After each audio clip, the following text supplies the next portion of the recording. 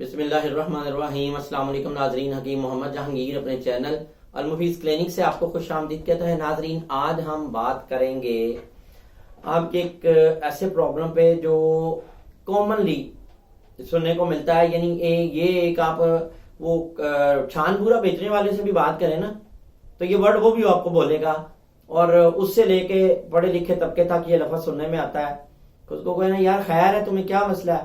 یار مجھے ڈپریشن ہوئی ہے، مجھے ٹینشن ہوئی ہے۔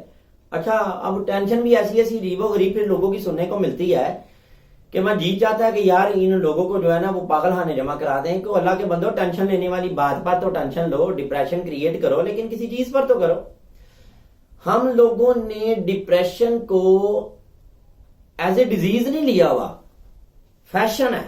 ڈپریشن کا پیشنٹ بننا ایک فیشن بن کے رہ گیا، اور ہم نے اس چکر میں ڈاکٹرز کا، حکماء کا بزنس جو ہے بڑا کمال کا کر دیا۔ وہ ان کی دوائیاں بکتی ہیں، ان کی موجیں لگ گئی ہیں آپ کے اس فیشن کی وجہ سے۔ اور کمال کی یہ بات ہے کہ پڑھا لکھا طبقہ کافی حد تک سمجھتا ہے سارے معاملات کو، لیکن وہ پھر بھی اس معاملے کو ایسے ہی چلاتے ہیں۔ ڈپریشن ہے کیا؟ کسی بھی معاملے کے اوپر آپ کا ایک حد سے تجاوز کر جانا سوچ بچار کرنے میں، اور اپنے آپ کو ذہنی اور اعصابی دباؤ میں رکھنا، یہ ہے ڈپریشن۔ اچھا، بعض لوگوں کو رات کو سوتے وقت یہ ہوتا ہے یار صبح پھر اتنے بجے اٹھنا ہے، اتنے بجے تیار ہونا ہے، یہ کرنا ہے، وہ کرنا ہے، یعنی وہ سوتے وقت بھی اپنے آپ کو ریلیکس نہیں کر رہے۔ وہ بھائی آج کا دن اللہ نے مکمل کیا، کل کے دن کی اللہ پہ چھوڑو۔ اگر اللہ نے چاہا تو اٹھو گے، نہ چاہا تو اٹھو گے نہیں، کیونکہ وقت معین تو اسی کو پتا ہے۔ تو جو گزر گیا اس پر شکر ادا کرو، سو جاؤ۔ نہیں، ہم یہ نہیں کرتے۔ ہم اگلے 10 دن کی یا 20 دن کی پلاننگ اس وقت لیٹ کے کر رہے ہوتے ہیں۔ اچھا، کسی نے ہمیں آرام سے، ہم جا رہے ہیں بائک ڈرائیو کرتے ہوئے، کسی نے تیزی سے اوورٹیک کر دیا، ہمیں اس پر ڈپریشن سٹارٹ ہوگی کہ یار دیکھو یہ کیسا بدتمیز ہے، اس نے دیکھا نہیں، ایسے ہمیں اوورٹیک کر گیا۔ یعنی بڑی مائنر چیزوں پر ہم نے اپنے آپ کو ذہنی طور پر سٹریس کا، دباؤ کا اور ڈپریشن کا شکار بنا رکھا ہے۔ اچھا، اب جب یہ ڈپریشن مستقل ہمارے دماغ کے اوپر سوار ہو جاتی ہے، ہمارے برین کو کیپچر کر لیتی ہے، تو اس سے نقصان کیا ہوتا ہے؟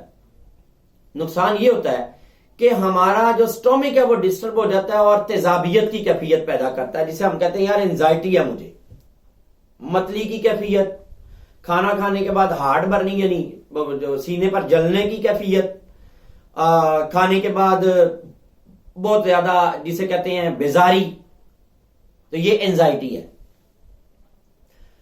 بظاہر یہ دونوں بیماریاں میری نظر میں تو کوئی وجود نہیں رکھتی، کیونکہ ان کا حل ہمارے اپنے ہی ہاتھوں میں ہے۔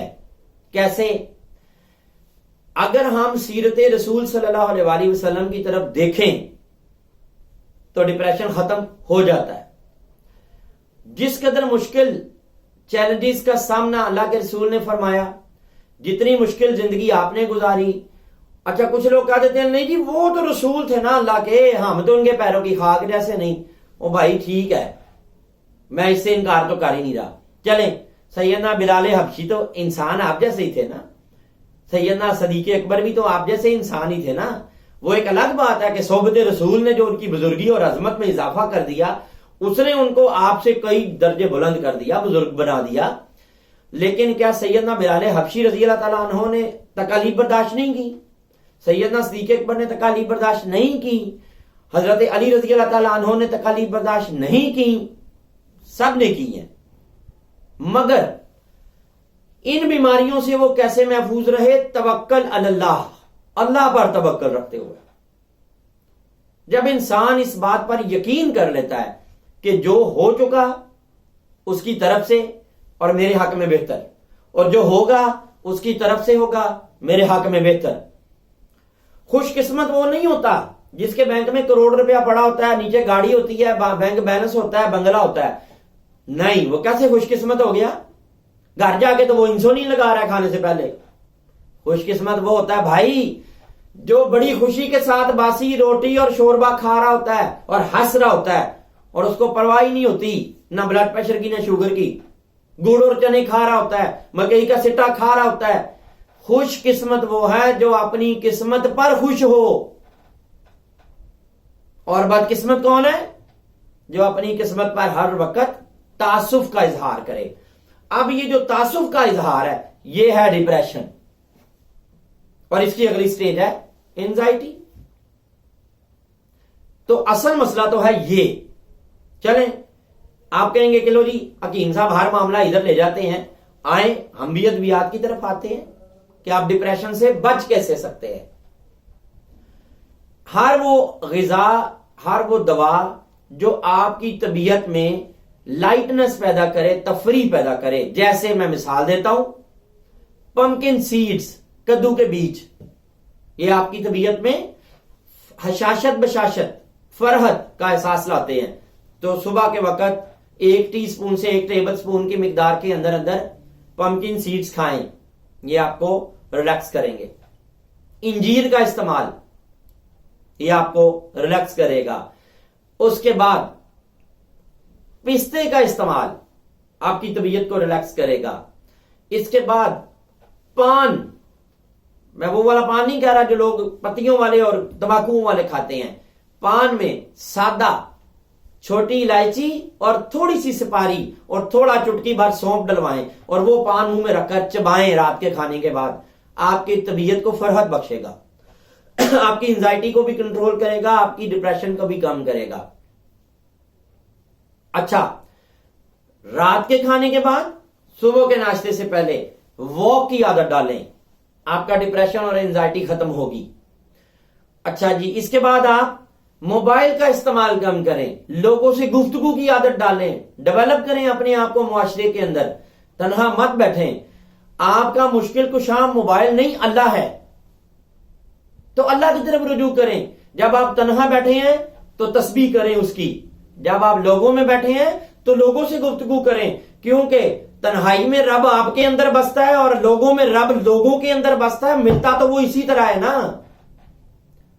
تو اللہ سے کنیکٹیویٹی کریں، موبائل سے نہیں۔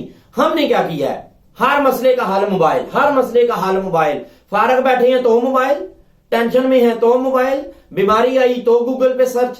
اور بھائی جب یہ نہیں تھا تو کیا لوگ زندگی نہیں گزارتے تھے؟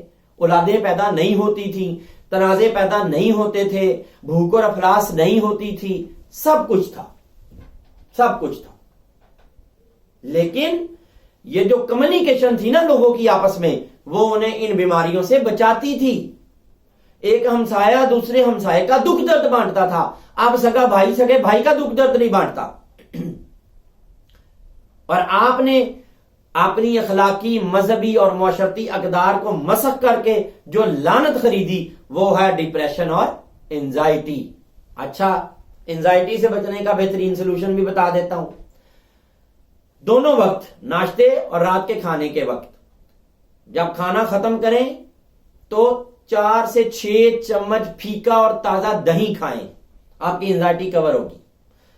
اچھا، صبح کے وقت آملے کا مربع خوب اچھی طرح دھوئیں، مل کر دھوئیں اور 1 سے 2 دانے 3 سے 4 ماہ ریگولر استعمال کریں، آپ کی انزائٹی اور آپ کا ڈپریشن ختم ہوگا آملے کے مربع کے ساتھ۔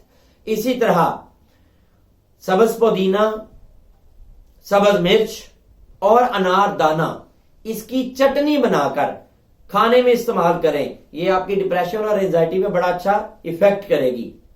زرشک کا استعمال آپ کی انزائٹی کو کم کرے گا۔